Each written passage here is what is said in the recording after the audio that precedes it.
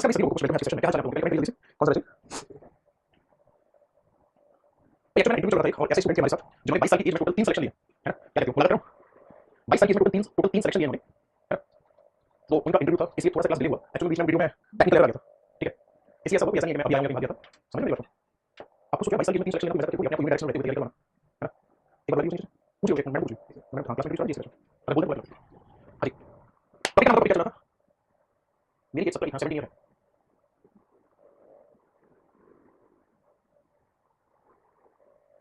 अरे कमेंट करो पढ़ाई में मन नहीं लगता है हमें याद आ रहा है कि हम एटमॉस्फेयर वाला पढ़े थे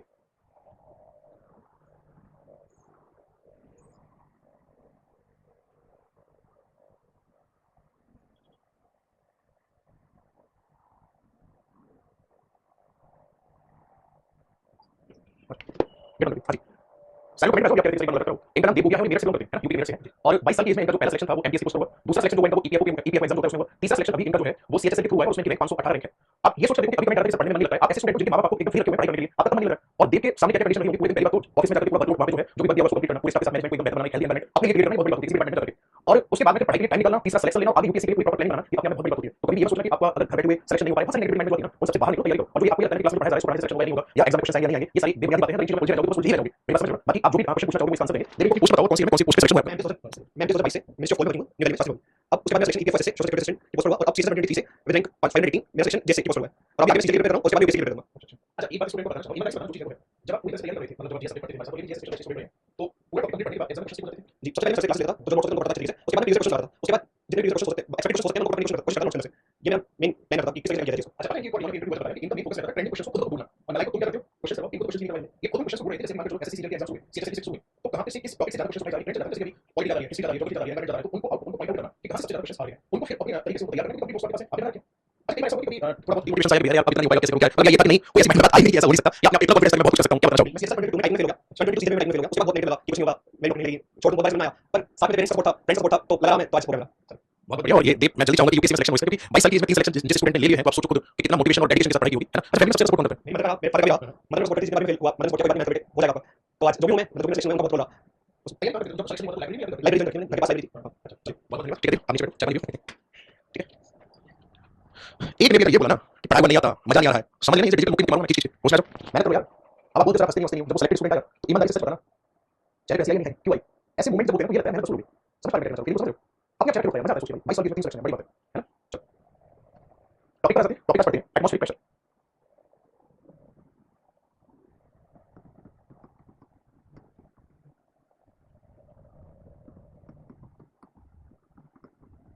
एटमॉस्फेरिक प्रेशर यानी कि वायुमंडलीय दबाव इसमें मैंने आपको शायद एटमॉस्फेरिक लेयर पढ़ा रहा था वो कंप्लीट हो गई थी या नहीं अभी कुछ एटमॉस्फेरिक लेयर नहीं है एक बार याद करो स्ट्रेटोस्फीयर तो बता दिया था मैंने मैग्नेटोस्फीयर बताना है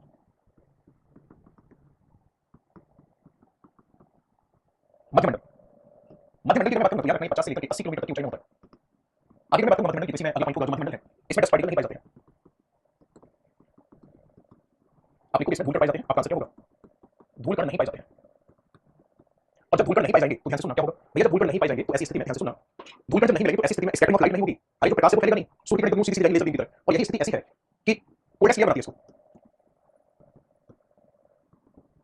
कोल्डेस्ट लेयर ऑफ एटमॉस्फेयर वायुमंडल की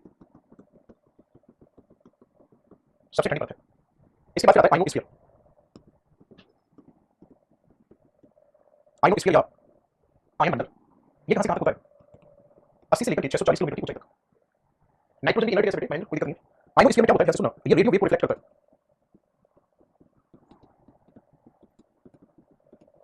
रेडियो तरंगों को क्या करता है परावर्तित करता है नेक्स्ट अगर मैं बात करूं तो यहां पे इसलिए क्या बनाए जाते हैं रेडियो स्टेशन सेटअप किया जाता है यहां पे है ना सब इनर्ट नहीं इनएक्टिव गैस है ऐसा है क्या कुछ अभी चेक करेंगे नेक्स्ट अगर मैं बात करूं तो देखो ये हमें प्रोटेक्ट करता है किससे प्रोटेक्ट अस बाय मैटर्स है ना ये हमें उल्का से सुरक्षा करता है और इस लेयर में क्या होता है जो मैटियोर्स होते हैं ना मैटियोर्स स्टार्ट बर्निंग जो उल्का होते हैं वो क्या कर देते हैं उल्का जलना शुरू कर देते हैं ठीक है इसके बाद आता है एक्सोस्फीयर इसे कहा जाता है वायुमंडल ये होता है 640 से 10,000 किलोमीटर की ऊंचाई तक तो इसमें पहला पॉइंट होगा कि आउटर मोस्ट लेयर है और इसमें रेडियो स्टेशन लगाए जाते हैं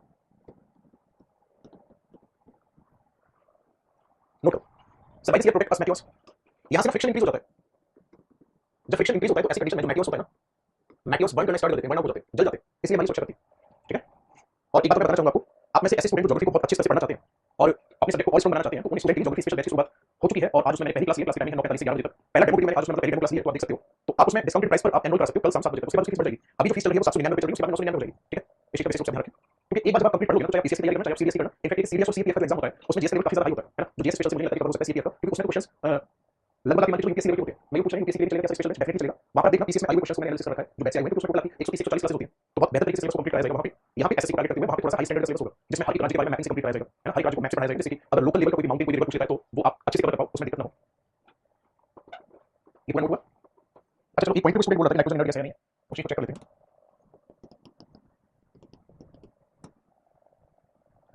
देखो क्या लिखा हुआ है, नाइट्रोजन, दिखा लिखा हुआ है, nitrogen is an inert gas that is suitable for a wide range of applications covering various aspects of chemical manufacturing processing. inert gas ही है। ठीक है। नीचे देखो यहाँ पे कार्बन दिया बाई नाइट्रोजन, तो यहाँ पे by nitrogen is not inert gas,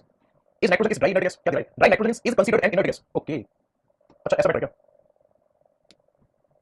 अब एक काम करो, जो मैंने इनर्ट लिखा है उसके लिए इनएक्टिव लिखा, एटमॉस्फेयर की इनएक्टिव है। ठीक है, एटमॉस्फेयर की इनएक्टिव गैस है, एटमॉस्फेयर में कोई भी रिएक्शन नहीं देती। अब आप लोग हेडिंग डालो, atmospheric pressure,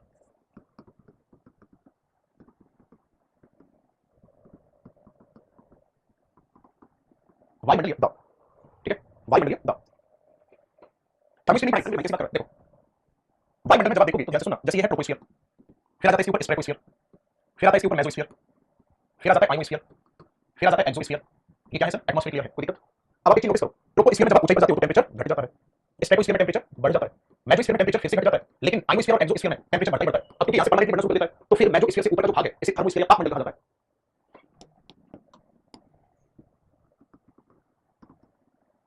atmospheric region above mesosphere called thermosphere. ठीक है, हिंदी में लिखता हूं, मध्यमंडल के ऊपर का वायुमंडलीय भाग तापमंडल कहलाता है, तापमंडल कहलाता है। ठीक है, और इसमें कौन बनाते हैं तो मैं लिख देता हूं, आयोनोस्फियर प्लस एक्सोस्फियर बराबर थर्मोस्फियर। ठीक है, ठीक है जी। अब ध्यान से समझना, एक और पॉइंट आपको ध्यान रखना है, स्पेस कहां से शुरू होता है, 100 किलोमीटर की हाइट पर एक आर्टिफिशियल लाइन है जिसे बोला जाता है टनल लाइन। ये एक आर्टिफिशियल लाइन है, जैसे ये हमारी अर्थ है, यही है टनल लाइन। इसके अंदर का जो भाग है ये कहलाता है एटमॉस्फेयर, और बाहर का जो भाग है इसको स्पेस कहा जाता है, अंतरिक्ष कहा जाता है। अगर आपसे कोई ये पूछता है कि अंतरिक्ष की शुरुआत कहां से होती है तो आपका आंसर क्या होगा, आपका आंसर होगा अंतरिक्ष की शुरुआत लगभग 100 किलोमीटर से ऊपर का जो भाग है वायुमंडल का वो अंतरिक्ष कहलाता है। और कौन सी ऐसी लाइन है जो अंतरिक्ष के बॉर्डर को इंडिकेट करती है, तो आपका आंसर होगा टनल लाइन। एक और क्वेश्चन पूछा जाएगा आपसे कि एटमॉस्फेयर में जो वायु में जो गर्मी है वो कहां से है, सूर्य की वजह से है या पृथ्वी से निकलने वाली, है ना। ध्यान से सुनना, सूर्य से निकलने वाली एनर्जी के कारण गर्म होती है या फिर पृथ्वी से निकलने वाली एनर्जी के कारण, आपका आंसर होगा पृथ्वी से निकलने वाली एनर्जी के कारण। मैं लिखता हूं यहाँ पे, atmospheric temperature is caused by terrestrial radiation, वायुमंडलीय ताप पार्थिव विकिरण के कारण होता है। इसका मतलब क्या है, एनर्जी रिलीज बाय अर्थ,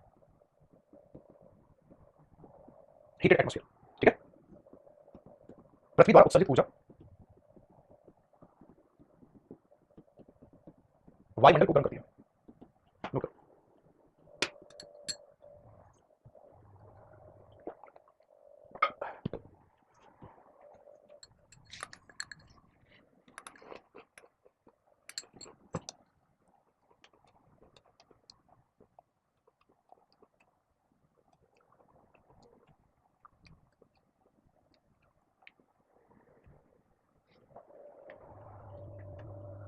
एक काम करें, नया चैप्टर शुरू करें,